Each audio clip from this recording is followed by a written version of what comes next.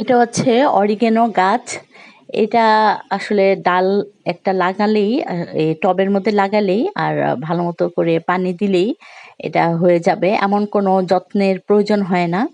তো আমরা সকলেই এই অরিগেনো গাছের উপকারিতা সম্পর্কে নিশ্চয়ই জানি। তো এটা লাগিয়ে নিতে পারেন টবে। তো আমি এটা কতগুলো পেরেছিলাম। পেরে তারপর ভালো করে ধুয়ে নিয়েছিলাম। এখন শুকিয়ে নিব।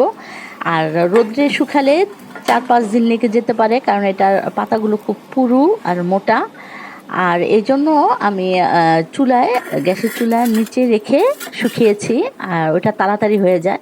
তো শুকানোর প্রসেসটা আমি এটা বলে দিলাম, কিন্তু আপনাদেরকে দেখাতে পারিনি, কারণ আমি রোদ্রে দিয়েছিলাম তখন বৃষ্টি এসে গিয়েছে।